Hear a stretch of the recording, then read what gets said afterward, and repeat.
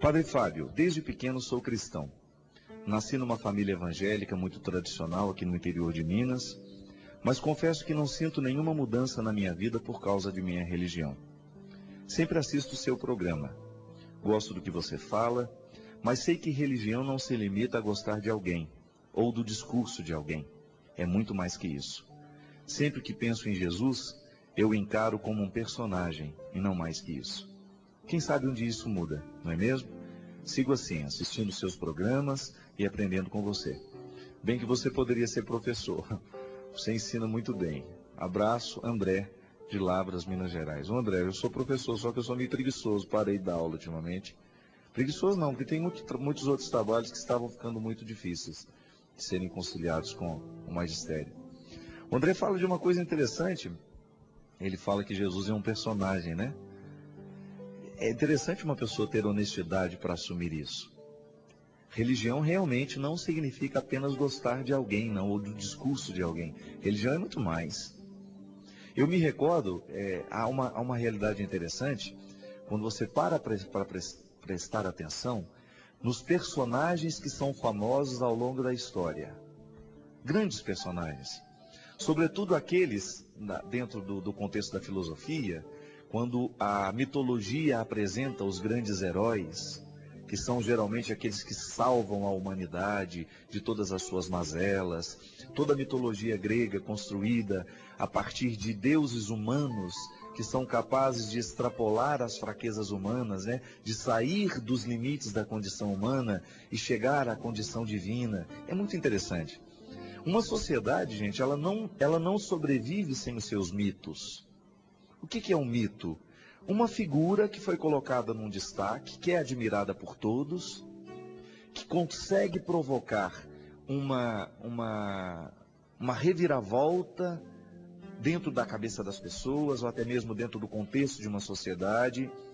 Mas essa reviravolta, essa admiração, ela não chega a provocar uma atitude, uma mudança.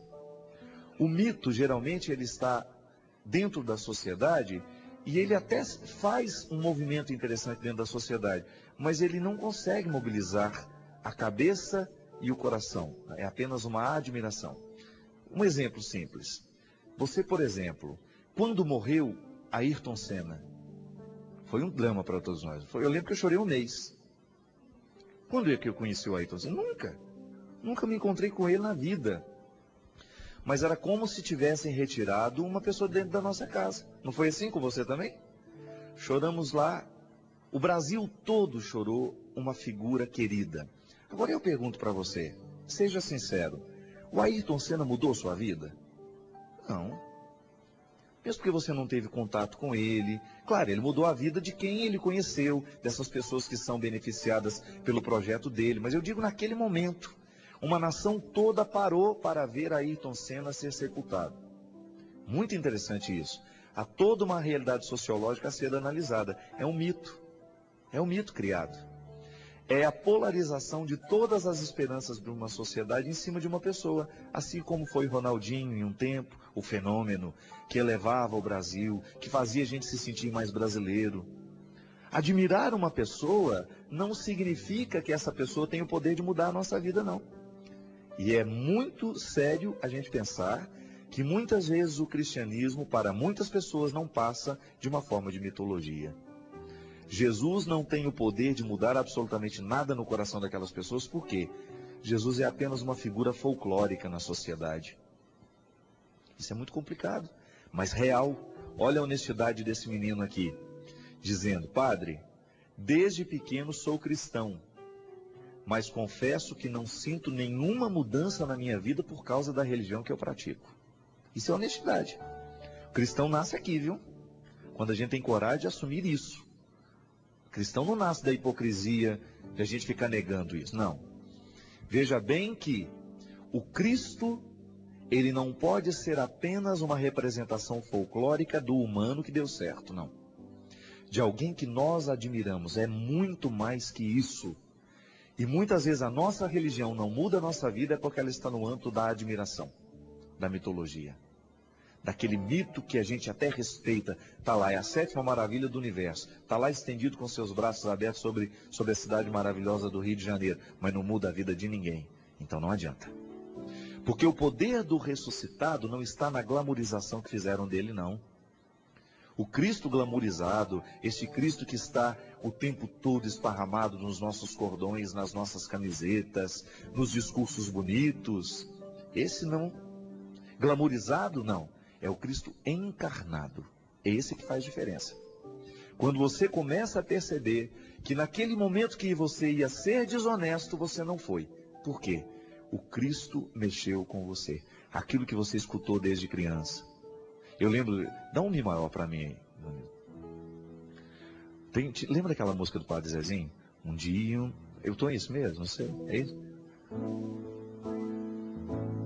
Amar como Jesus amou, sonhar como Jesus sonhou, pensar como Jesus pensou, viver como Jesus viveu, sentir o que Jesus sentia, sorrir como Jesus sorria, e ao chegar ao fim do dia eu sei que eu dormiria muito mais feliz. Nunca mais vou errar dormiria, porque a gente cantava dormiria, a professora corrigia a gente, é dormiria, menino. Tudo bem, essa é a figura de um Cristo encarnado, não é apenas a admiração. Eu não apenas admiro Jesus, mas eu faço o que ele faz. Eu vivo como ele viveu.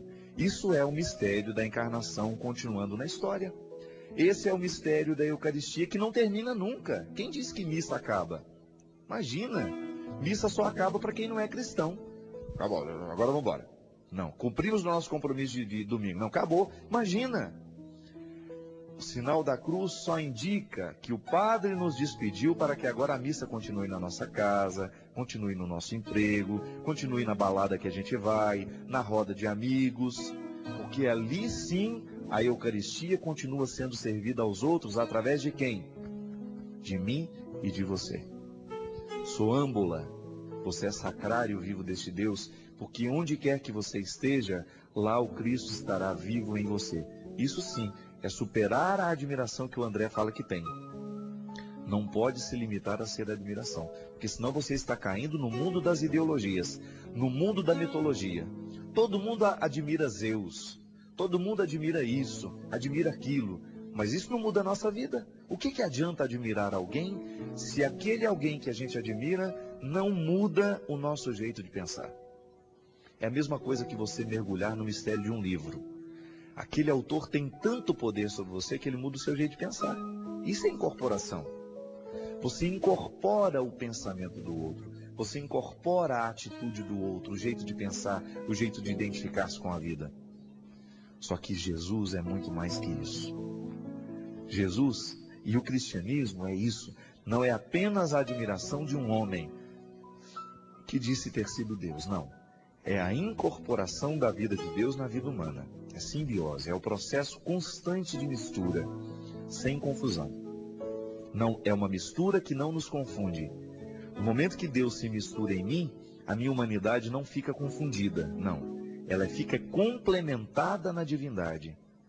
Isso é teologia altíssima, do mais alto nível, explicado de uma forma simples. O que é a Eucaristia? A vida de Deus comungando a vida humana e a vida humana comungando a vida de Deus. É parceria. Deus sempre o primeiro movimento e a humanidade sempre como resposta. É aí que nós vamos entender, André, por que muitas vezes o seu coração se sente apenas admirando Jesus. É porque ele ainda não passou da cabeça. A admiração mora na cabeça. Você olha, admira, sabe que é interessante, mas não mexeu nas cordas do coração. Claro, o coração é metáfora. Tudo acontece na cabeça mesmo. Mas o coração é essa linguagem simbólica que nós usamos para poder dizer que tudo que é ideia precisa se transformar em realidade. Por isso que a gente faz essa transição, essa ponte daquilo que nós aprendemos sobre alguém e daquilo que a gente começa a viver.